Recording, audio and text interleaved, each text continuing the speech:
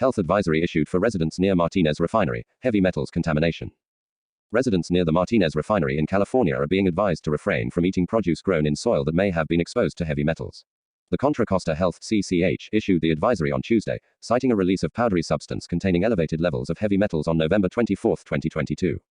The accidental release of spent catalyst from the refinery led to the deposition of more than 20 tons of metal-laden dust into the community. Samples of the dust later showed elevated levels of aluminum, barium, chromium, nickel, vanadium, and zinc, all of which could cause respiratory problems in people breathing it.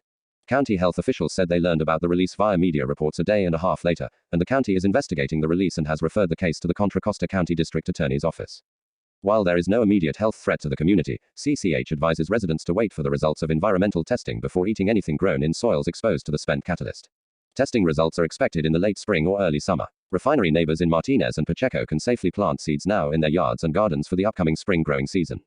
We are making this recommendation out of an abundance of caution, said Dr. Rory Sfili, health officer for Contra Costa County, who issued the health advisory Tuesday. There is no immediate health threat to the community. That said, it's also always better to be safe than sorry. The health advisory is a precautionary measure to ensure the safety of the residents living near the Martinez Refinery. CCH advises residents to avoid eating any produce grown in the soil that may have been exposed to heavy metals and to wait for the results of environmental testing before consuming any produce grown in the affected soil. For those still concerned about gardening in potentially contaminated ground soil, CCH suggests growing produce in pots, planters, or raised garden beds using fresh soil. The Martinez Refinery incident highlights the importance of environmental testing and monitoring. It also underscores the need for industries to comply with county policies and emergency protocols to minimize the impact of any accidental releases of potentially harmful substances.